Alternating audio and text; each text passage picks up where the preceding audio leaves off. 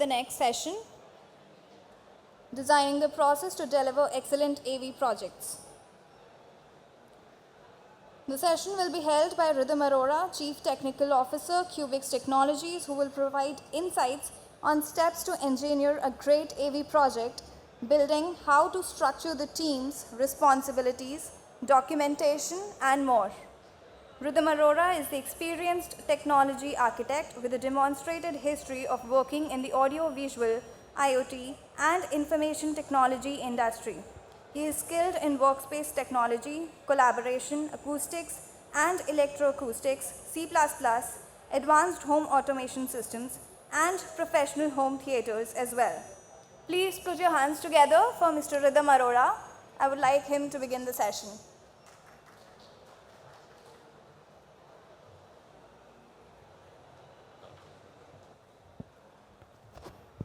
Hi, I think this is okay. I think so. We will keep it quick. Hi, can I know you? I mean, what about you? Because I know everybody else in the room. So, huh?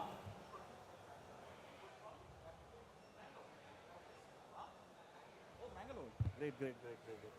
Oh, we were there last week for a project in Mangalore. Yeah. Okay. Okay. So you are doing AV integration? Chaliye. Great, great, great. Okay, what's the team size like of your, huh? 25 people. Nice. And doing government, commercial, everything? Huh? Government only, no? Yeah, that. Corporates. Oh, nice. Very nice, very nice. Okay, I think let's find something insightful maybe. So about me, I'm Rhythm, and I'm second generation into AV industry. This business was started by my father back in 1984, and here I am, reborn as a company, Qubix. And yeah, so let's start this thing. So these are the things we'll be discussing today. Uh, Important stages in a project, the teams, why to build excellence, and how to handle disappointment, because that's a part of excellence. Okay, so diving deep into the stages of the project. So I will not be discussing any integration stuff here because pretty much everybody knows how integration is done, and there is nothing which I can tell you in a few minutes about it.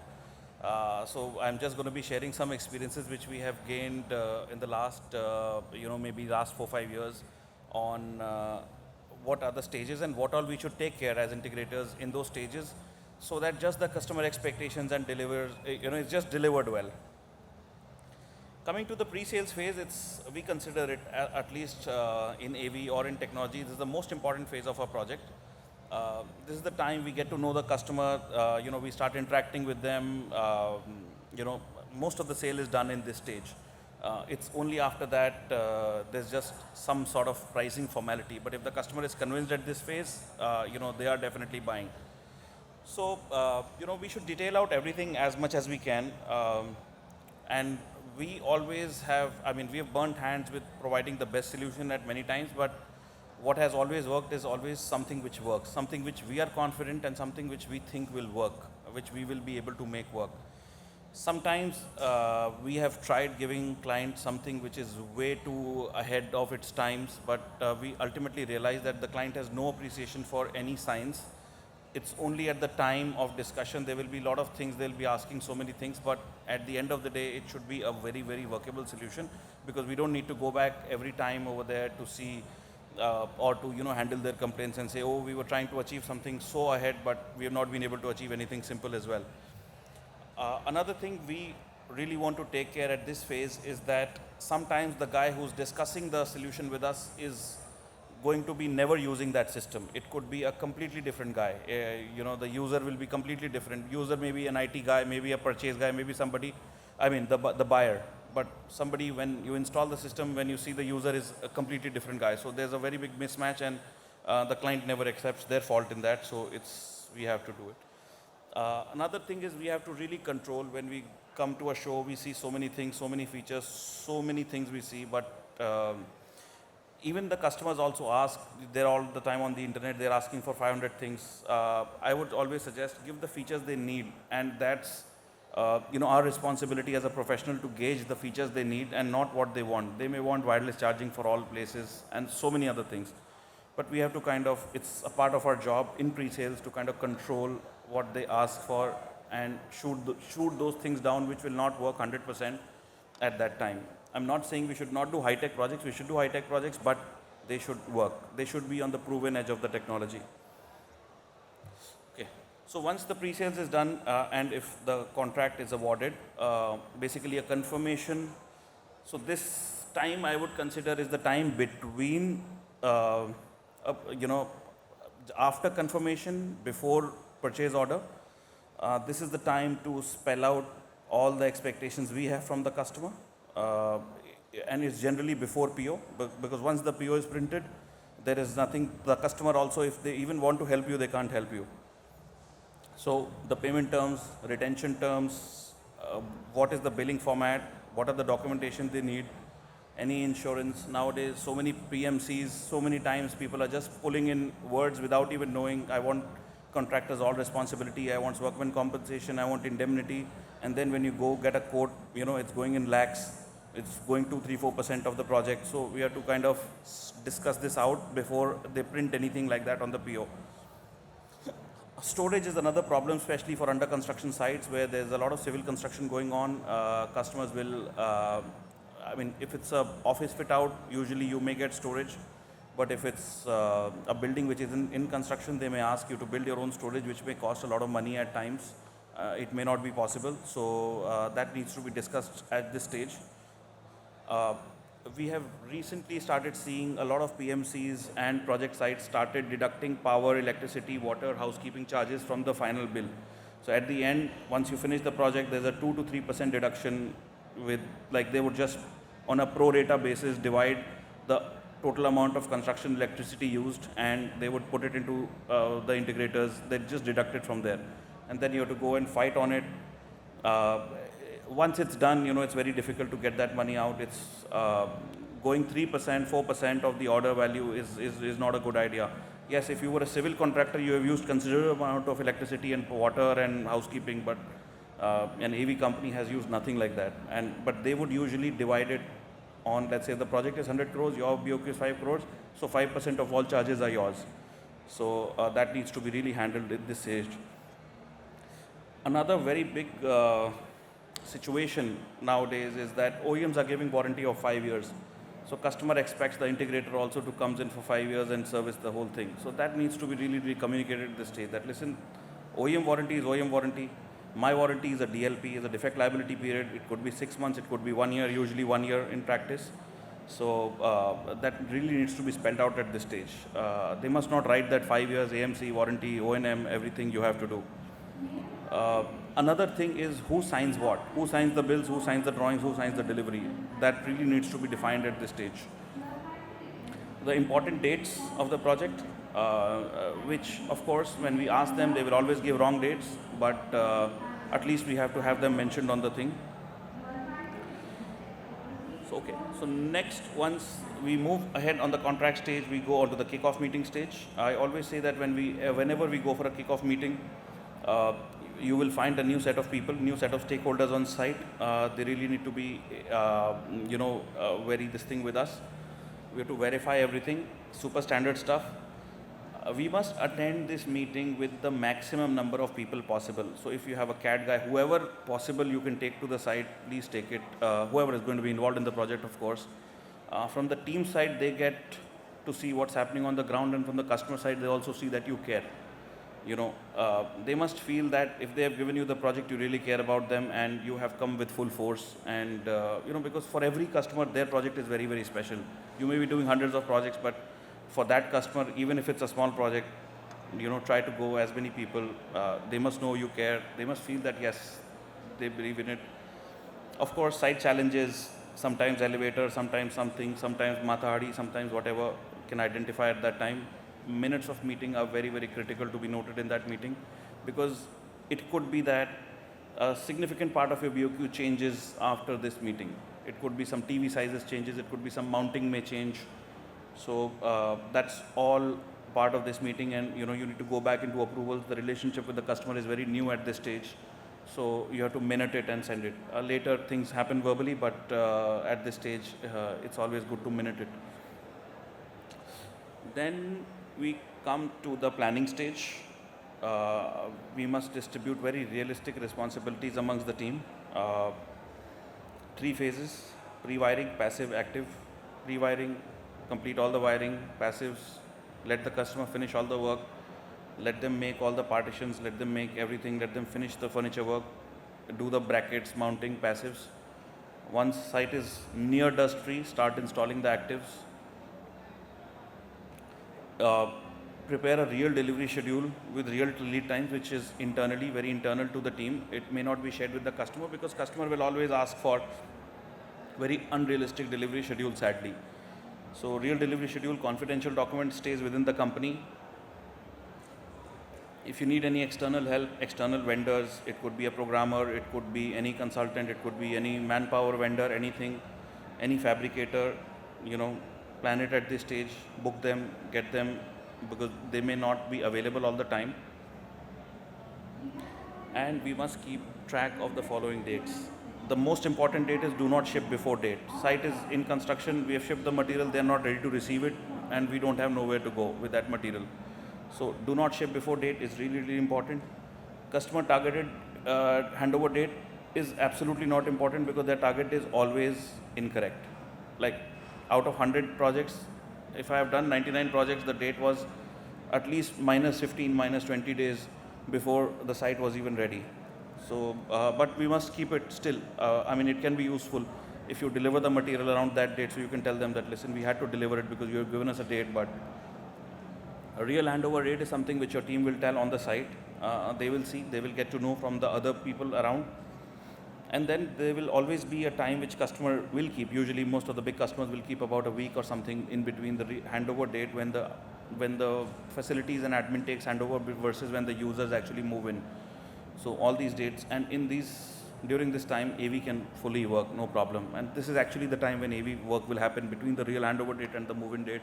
All the programming, everything real will happen in this time. Like most of the night shifts will be at this time. So then we come into the buying phase. Once it's all planned, devil is in the detail for buying. Numbers, pairs, some OEM bill in numbers, something in pairs. Colors are very important, parts codes are very important, like really, really important, because this is absolute money. Once it's on your site, it's not going back so easily. I would always suggest for integration projects just-in-time buying. Not buy much before, just-in-time buy. Keep the credit cycle in control.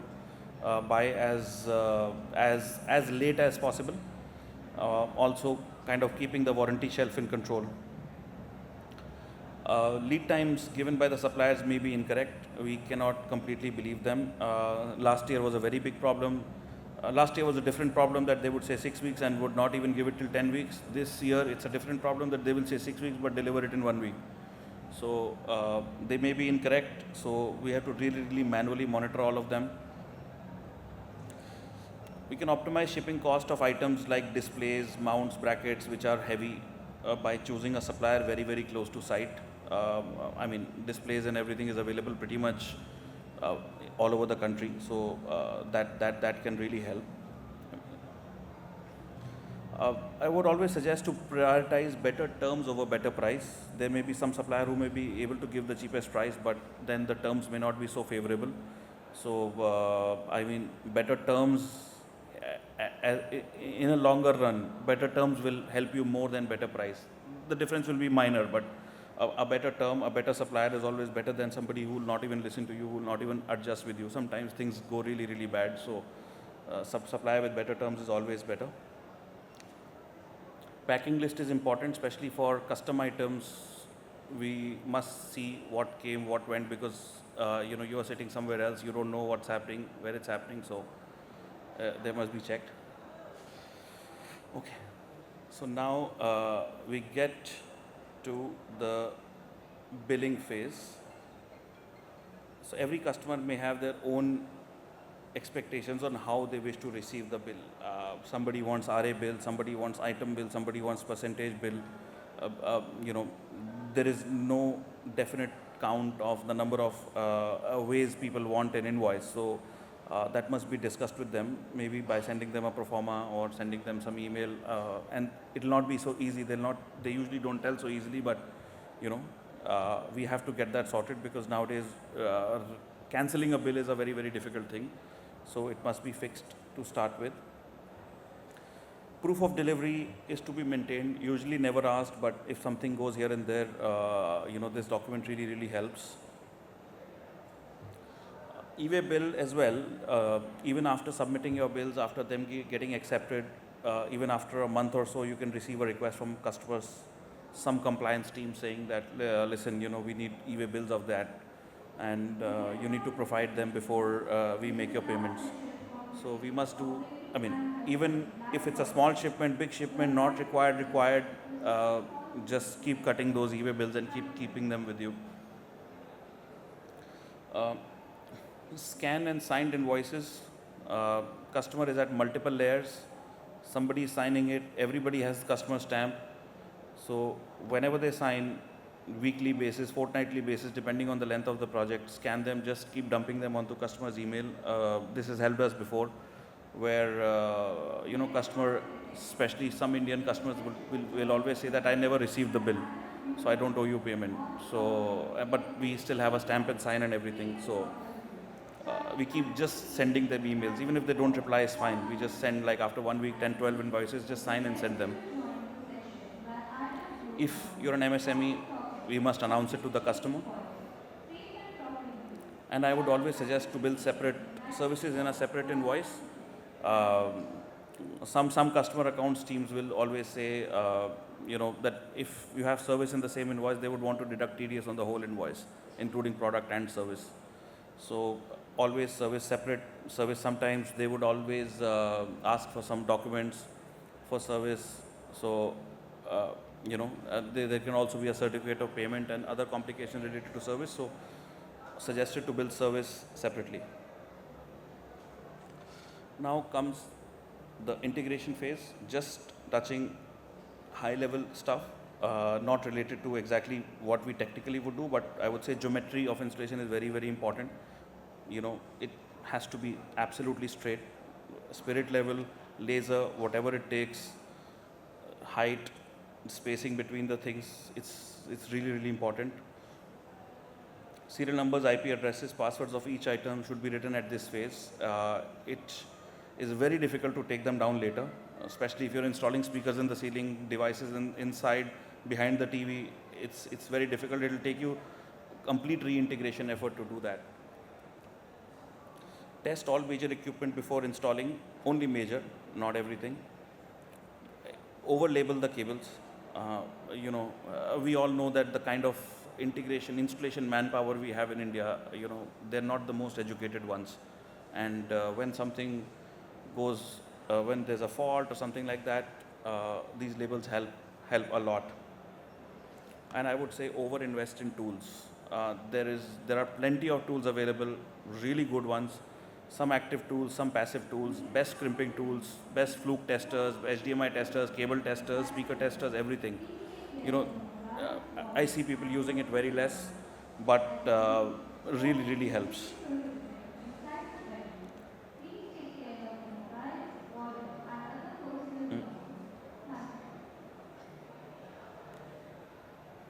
Okay, yeah. So now after the integration phase is done, we would go into the handover phase. Testing, cleaning, cable dressing, removal of all packaging, everything to be done at like before the handover. Handover, I mean handover when we are actually trying to give the handover of the room to the client. Like when the client is coming, when we are showing it to him, you know, sometimes I've seen, or rather we used to also do, like, you know, the cables will be dressed, you know, we'll say, okay, we'll dress the cables later, we'll remove this packing later, I'll remove the sticker later, but you still take handover. You know, we should not do a handover that way. It should be very, very presentable at the time of the handover. The room should be clean, whatever it takes. All the accessories, cables, everything which is being given to the client at that time, it could be a partial handover. So we must hand it over to them, take a sign off. Training and handover can often be room wise. We cannot wait at times if it's a large project that to wait for the whole project to finish for a handover. At least the rooms can be handed over one by one, and there will be always 80-90% easy areas in a project and 10-20% complex areas in a project. So at least the easy areas can be handed over, the inventory list signed, everything, and then ultimately compiling everything into a master handover document. Customers must be communicated about the service level agreement on each product. Now, they think if it's in warranty, it should be replaced right now. Now, that's not practically possible. Things will take their time. If there is a breakdown, things will take their time to get repaired, especially if the customer is in entertainment. Let's say if it's a audio customer for a nightclub, he'll be like, no, it's my Friday night, I need it right now. It is not going to happen. And he says it's in warranty. So it's not going to happen, and they are not ready to pay you for service. They're not ready to pay for comprehensive support. So that SLA at the time of handover, without being over communicative about it, I always write it in my handover document that yes, the service is 3 years, but the SLA TAT for a replacement or repair is 7 to 15 days. So if they have an objection at that time, they must buy 1 unit extra, or they should negotiate at that phase. Later they should not be like, oh my God, why this happened and why are you taking so long? Warranty on each item to be clearly given in the handover document. Very, I think this thing, easy. Just write BOQ, warranty, and SLA also is really, really important. IP addresses and everything put in the HOD. Customer may use it, may never use it, but for your guys to go back whenever they are there, it will be really, really useful. Maybe after a year you're giving support, same guy is not there, the password will really help. Any leftover material can be handed over as attic stock, so also signed off. So let's say we have 20 rooms in a project, 21st room is the attic stock. We just make a report, test equipment, give it, hand it over, it's their property. Now coming to after sales of the project. 2 to 3 months, if it's a complex project, it will need a lot of hand-holding and support. There is no problem, it will need it. User may need some workflow changes, they may need some volume controller should be this way, the touch panel program could be another way. They would need some things. We have to really do that. Some visits may be needed, some escalations will also happen. That's also normal, happens in every project. Some major issues might pop up which were never anticipated. They need to be addressed, and a root cause analysis has to be done, why it happened and why it should not be repeated in the next project. And even in this project, if it was fixed, how it was fixed. Just a document over an email internally for internal use is really, really helpful. Post this teething period of 2 to 3 months, I'm saying 2 to 3 months for a very complex project, but it could be smaller, it could be slightly more, but 8 to 9 months should be very smooth. Customer will always call us for a preventive maintenance, come do something, their new system. See, it's not a car, we cannot service it every time. If it's not broken, there is no point in fixing it. If the firmware does not need an upgrade, just don't do it if it's working. Okay, communication devices which are always connected on the internet may need firmware upgrades at a very regular basis, but most of them support automatic firmware updates. But updating a processor firmware, updating a DSP firmware, updating an amplifier firmware, it just doesn't make sense. It might just land you in bigger trouble, because an amplifier will only perform the way it will perform. A firmware upgrade will not help. So only if it's a major repair at that time, these things can be looked at. Preventive maintenance for the first year is just seeing everything is working. Customer they will have expectations, but we have to sadly say, just go and see everything's working, everything is fine. Create a report, okay, test it, done. Okay. So now, once the first year has passed, hopefully without too many troubles, renewal is where which it's a really big part of the AV business. If not now so much, it will be the biggest part, the biggest revenue, business for all the companies who are doing well in the next 3 to 4 years is when you start getting renewals. So end of the DLP, product is still in warranty, and a non-comprehensive package can still be sold to the customer, which is which is to cover the cost, the expenses of an engineer visiting them, doing preventive maintenance, doing the testing, and providing an interface between the customer and the service center. Because otherwise, after 1 year, let's say he has a warranty of 5 years, but our project support ends after 1 year. So after 1 year, we usually tell the customer that, listen, this is the service center number, you can call them directly, or get us on a non-comprehensive package. Nominal charges, but still it will be enough to cover one technician for a year type of package, because the projects are big. So and customers are very happy doing that. Nobody wants to take that pain themselves. If a customer is looking for mission critical support, if they have had too many breakdowns, then at this time a comprehensive package can be worked out. Number of calls which happen during the after sales period has also to be recorded, and this can be discussed with the customer that, hey, this is what I need more money, and if you are not able to do that, then we cannot do it. And if they need it, they will do it. So renewal is, I always say, is not only an additional income stream, but it's a validation that the customer was happy and it's still going on. And of course, if the customer is happy, if they're paying, then a lot of other business, most of the customers in India are growing very well, so you keep getting a lot of business around it. It kind of takes care of the sales for you as well. Okay, so that was the process bit. And any questions? I'll move on to the team.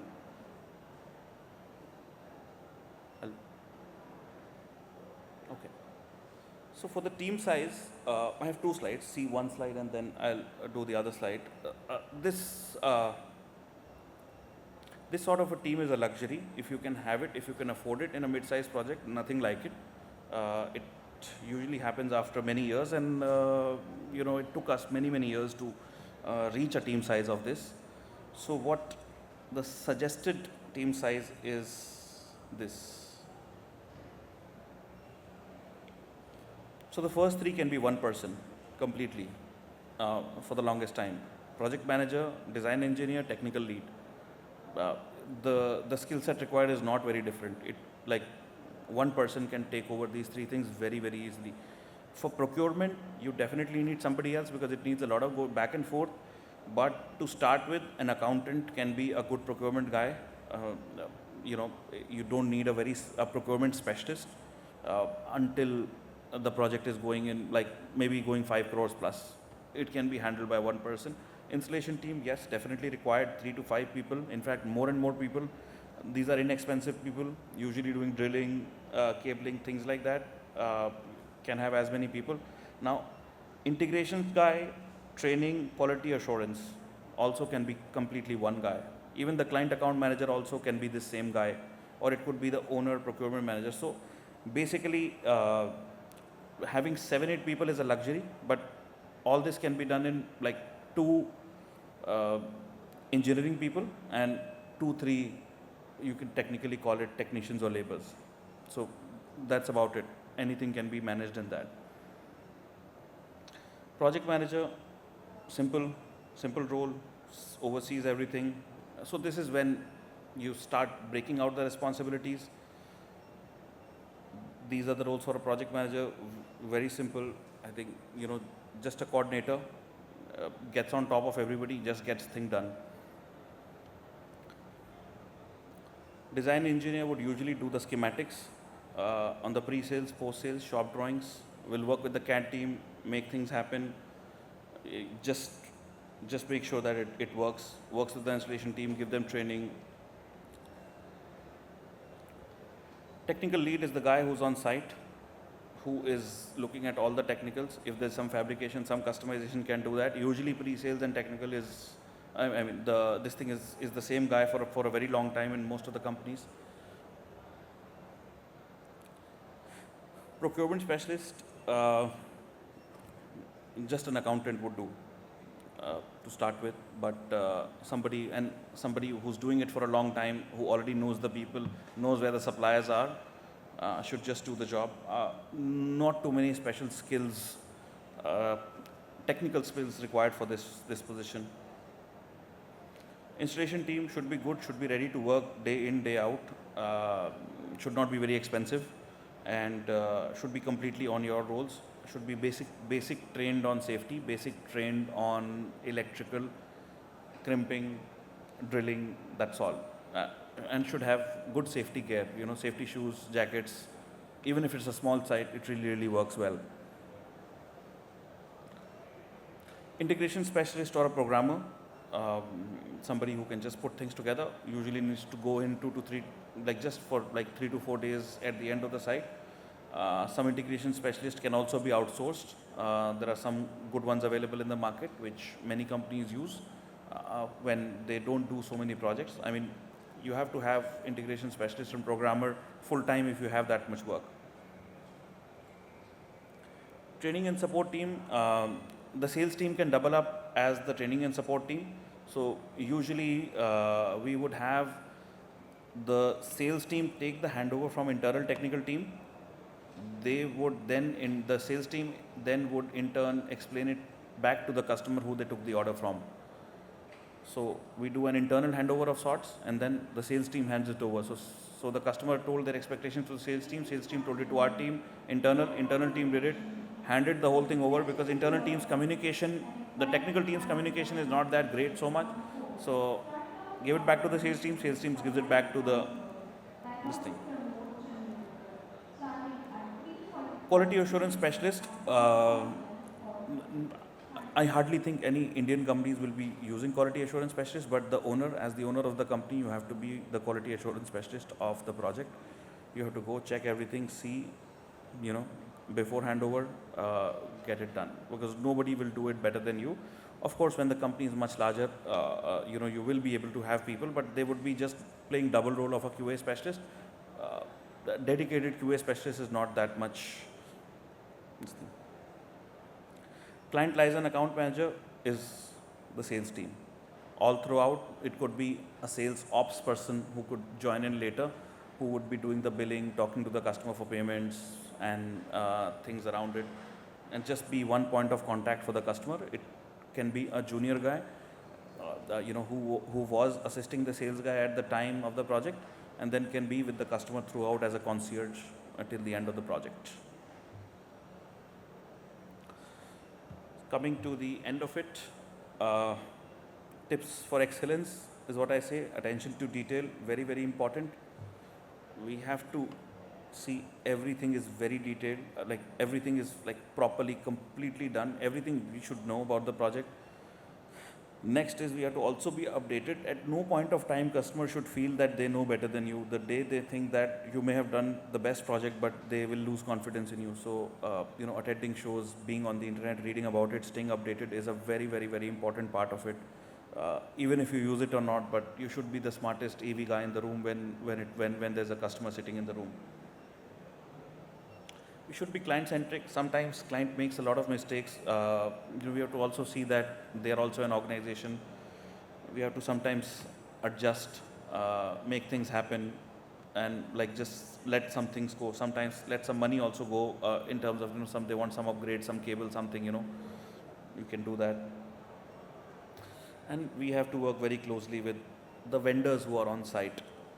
Because they really get you good orders. The MEP guys working on the site, the architects working on those same sites where you happen to do a project, the PMCs working on the same site, they would get in a lot of business, and of course we have to collaborate with them easily. I always say why we want to build excellence is because active profits coming from the companies will never make you rich. It's always, if you build a brand around it, things will just start following the back. And of course, when you do plenty of AV projects, there will be a lot of disappointment. Lots and lots of projects will fail. AV is such a trade. The scope is absolutely not defined at times, and there are things which are very inevitable, especially when you're doing an audio project. you know, you don't know how the acoustics of the room pan out, and sometimes it's just the expectation of the customer. They may just be expecting something else, but they gave an order to somebody, and so there will be lots of disappointment, and everybody screws up projects. All of us have screwed projects, and I think we should just let them go sometimes. I mean, do whatever we can, but we have to keep moving on. Thank you.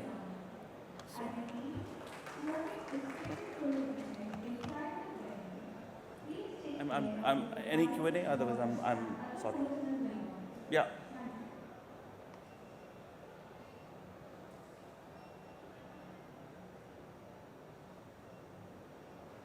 It was a fairly simple thing.